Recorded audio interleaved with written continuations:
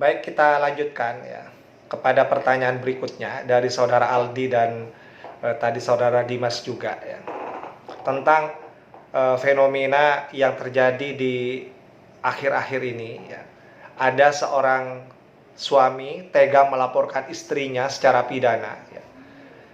Ada juga seorang anak yang tega menggugat ibu kandungnya ya.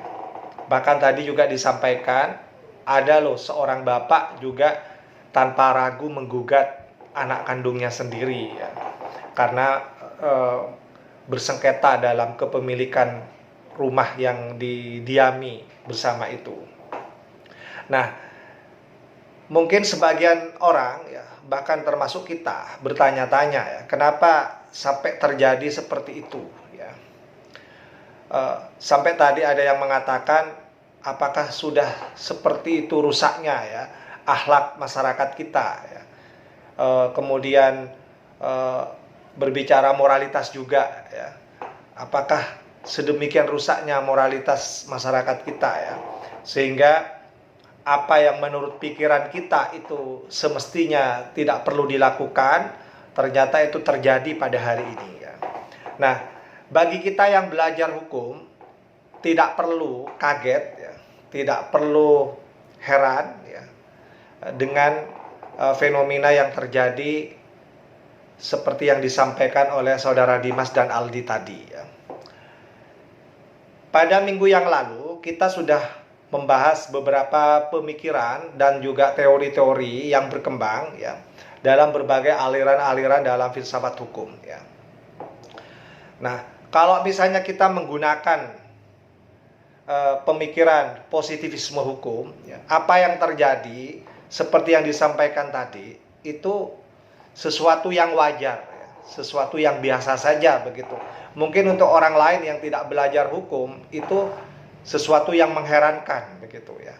Kok sampai terjadi ada seorang ibu digugat oleh anak kandungnya sendiri ya. Kenapa seorang suami tega melaporkan istrinya secara pidana? Untuk mereka yang belajar hukum tidak perlu heran dengan fenomena ini.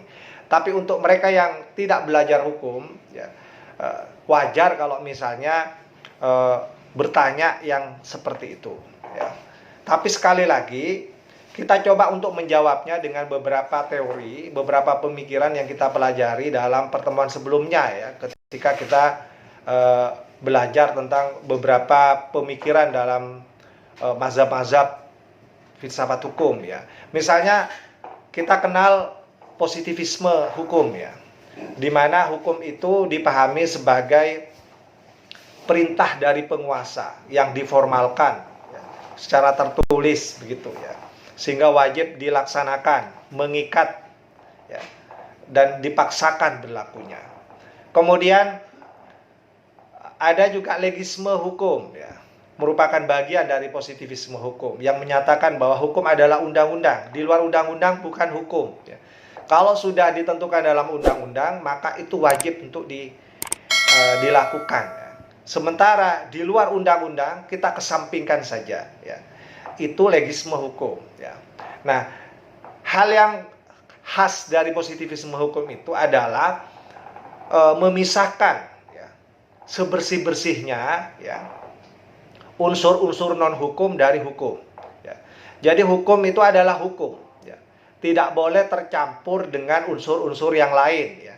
Jadi unsur sosial ya, unsur politik, unsur budaya ya, termasuk unsur etika, termasuk unsur moral, bahkan termasuk unsur agama, itu bisa dipisahkan daripada unsur hukum itu sendiri. Jadi hukum adalah hukum yang tidak boleh ya dihubung-hubungkan ya, atau tidak boleh dicampur aduk dengan hukum, tidak boleh dicampur dengan agama, dengan moral ya, dengan etika ya, dengan sosial, dengan budaya. Jadi hukum harus terpisah ya. Bahkan bisa terpisah sama sekali, tidak ada hubungannya sama sekali begitu. Nah, kalau kita memahami apa yang menjadi karakter atau ciri khas dari pemikiran positivisme hukum ini, maka akan semakin jelas bahwa fenomena yang terjadi pada saat ini, ya, di mana ada seorang suami yang melaporkan istrinya, ya, secara pidana karena dia merasa dibentak-bentak, mengalami kekerasan psikis dalam rumah tangga, ya, itu adalah sesuatu yang biasa, ya. Kalau kita pahami itu murni persoalan hukum, maka jangan heran kalau kemudian penegak hukum memproses secara hukum.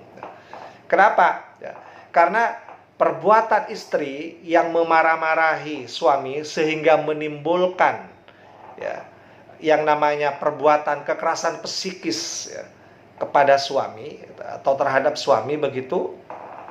Kalau itu ternyata memenuhi unsur-unsur terjadinya tindak pidana kekerasan dalam rumah tangga, maka itu dapat diproses secara hukum, ya. Nah, kalau misalnya perbuatan seorang ibu, ya, yang dianggap tidak adil dalam membagi harta kekayaannya, ya, untuk para ahli warisnya atau para anak-anaknya, maka jangan salahkan kalau misalnya ada seorang anak, ya, yang berani menggugat ibunya karena pembagiannya tidak adil. Kenapa? Karena anak ini pemikirannya adalah hukum yang murni, ya. Makanya kalau kita baca pemikirannya Hans Kelsen itu kan hukum murni, ya. Hukum ya hukum gitu, ya. Nah, perbuatan ibu, ya, yang dianggap tidak adil dalam membagi hartanya, ya. Perbuatan istri yang dianggap melakukan kekerasan psikis terhadap suaminya, ya, kalau itu dianggap sebagai perbuatan hukum, maka itu harus siap dipertanggungjawabkan secara hukum. Kalau ada pihak-pihak yang merasa dirugikan, termasuk anaknya sendiri, termasuk suaminya sendiri, maka itu bisa dilaporkan secara pidana, ya. Ya, kalau tadi terjadi pada seorang suami yang merasa mengalami kekerasan psikis dalam rumah tangga, bisa juga dilaporkan secara perdata, ya, oleh seorang anak yang merasa diperlakukan tidak adil karena bagian hartanya yang diberikan oleh ibunya dianggap tidak adil, ya. Nah, ini kalau kita analisis dengan menggunakan teori hukum murni, ya, atau positivisme hukum secara umum, ya. Kenapa? Ya, Anda sudah bisa menjawabnya sekarang, ya. Karena apa yang dilakukan oleh seorang ibu, ya, apa yang dilakukan oleh seorang istri, ya, itu dianggap murni masalah hukum, ya. Sehingga seorang suami, ya, secara hukum juga, ya, boleh melaporkan secara pidana, seorang anak secara hukum juga boleh menggugat secara perdata. Nah, menjawab pertanyaan dari teman-teman tadi, Mas Rizal dan Mas Aldi dan Mas Dimas tadi, ya, bicara kenapa kok tega, ya, apa tidak merasa kasihan gitu kan. Nah, kalau Anda berpendapat seperti itu, ya, maka menurut positivisme hukum itu, apa yang Anda katakan itu sudah di luar hukum, ya. Saya ulangi sekali lagi, ya, kalau Anda mengatakan tadi kok tega, ya, kenapa tidak kasihan, ya kan? Apakah seorang suami pantas, ya, patut? Apakah seorang anak itu patut, atau seorang anak itu tega, ya, menggugat ibunya secara perdata, ya? Itu sesuatu yang kita anggap di luar hukum, ya. Jadi rasa kasihan, ya, pertimbangan-pertimbangan, dia seorang ibu, dia seorang istri, ya, itu dianggap sesuatu di luar hukum, ya. Jadi bukan termasuk hukum itu sendiri, sehingga hal-hal yang seperti itu bisa dikesampingkan, ya, oleh seorang suami, oleh seorang anak, sehingga seorang suami bisa melaporkan secara pidana, seorang anak bisa menggugat ibu kandungnya secara perdata. Kenapa? Ya, karena rasa kasihan itu, ya, itu terpisah dari hukum. Hukum ya hukum, ya. Perkara kasihan, ya, perkara tidak tega dan sebagainya, itu sesuatu di luar hukum, ya, unsur non hukum, ya.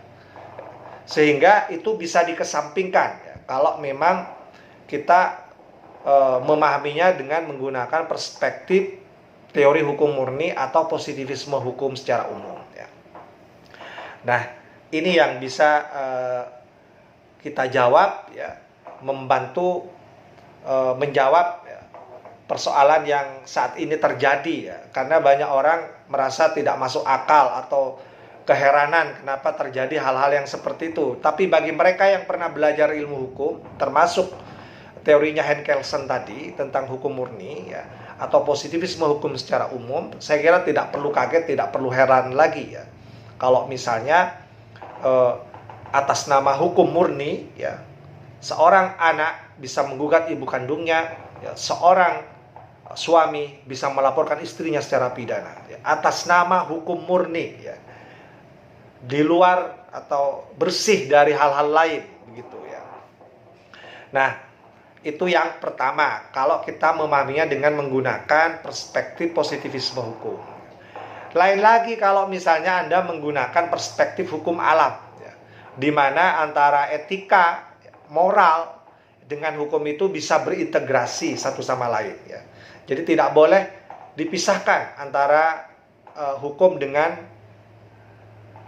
etika dan moral ya. Sehingga ketika kita ingin melakukan tindakan hukum, perbuatan hukum, maka boleh Anda bertanya ya, kepada diri sendiri, apakah pantas, apakah patut saya melaporkan ibu kandung saya ya. Apakah pantas, apakah patut saya melaporkan secara pidana istri saya ya. Nah, ketika Anda bertanya itu dalam pikiran Anda, sehingga Anda kemudian mengurungkan niatnya untuk tidak menggugat ibu, karena ibu kandungnya yang membesarkan Anda, yang melahirkan Anda, yang menyayangi Anda, kemudian Anda mengurungkan niat untuk melaporkan istrinya yang sudah memarahin-marahin, membentak-bentak ya, tiap hari ketika Anda pulang, misalnya ya. Nah, maka berarti Anda itu ya memahami persoalan hukum itu tidak hanya hukum saja, dengan menggunakan hukum saja, tapi juga memahaminya hukum plus moral ya. Jadi hukum berhasil diintegrasikan dengan moral, dengan moralitas, dengan etika ya. Sehingga Anda mengurungkan niat untuk tidak menggugat sang ibu, tidak melaporkan sang istri begitu. Nah, ini perspektif hukum alam ya. Ya, silahkan saja ya. Kalau misalnya Anda merasa tidak pantas, merasa tidak patut untuk membawa persoalan Anda ke ranah hukum, karena yang akan digugat itu ibu kandungnya sendiri, yang akan dilaporkan itu adalah istrinya sendiri ya. Nah, silakan saja, ini pilihan-pilihan begitu. Dan Anda boleh ya, untuk memilihnya ya. Kalau misalnya ini terjadi pada diri Anda ya. Tetapi sekali lagi kita berbicara dalam konteks akademik ya. Dalam konteks akademik, jadi tidak ada hubungannya dengan apa yang terjadi, yang seperti yang diceritakan oleh Mas Dimas dengan Mas Aldi tadi ya. Tanpa harus saya harus memvonis ya. Karena kita bukan ahli vonis ya, kita hanya mendiskusikannya dalam konteks akademik ya. Tapi bagaimana itu diputuskan secara hukum itu urusan hakim nanti ya, yang berhak untuk memvonis secara memberikan putusan hukum terhadap apa yang dilaporkan, apa yang digugat begitu. Nah, kemudian kita boleh juga menggunakan perspektif aliran hukum sosiologis atau sociological jurisprudence ya, di mana perbuatan apapun yang akan kita lakukan, tindakan apapun yang kita lakukan itu mestinya ya berdasarkan nilai-nilai sosial. Ya, makanya tadi ada pertimbangan-pertimbangan sosial, ada pertimbangan-pertimbangan budaya ya. Apakah patut, apakah pantas kalau seandainya saya melaporkan istri saya secara pidana karena saya dimarahin terus tiap hari gitu. Apakah pantas, apakah patut saya menggugat ibu kandung saya yang membesarkan saya gara-gara saya dapat bagian yang kecil dari hartanya misalnya ya. Nah, kalau pertimbangannya sosial, pertimbangannya budaya ya, bahwa itu dianggap tidak berbudaya ya. Kalau misalnya terjadi melaporkan ibu kandungnya, terjadi melaporkan istrinya ya, atau menggugat ibu kandungnya seperti yang saya sampaikan tadi ya. Ya. Secara budaya, secara sosial itu dianggap tidak patut, tidak pantas ya. Maka berarti Anda memahami ya, persoalan itu tidak hanya sebatas hukum, tapi hukum berhasil berintegrasi dengan nilai-nilai sosial, dengan nilai-nilai budaya. Nah, ini caranya memahami persoalan yang terjadi pada saat ini dengan menggunakan perspektif, ya, ilmu hukum, perspektif filsafat hukum yang kita pelajari selama ini, ya.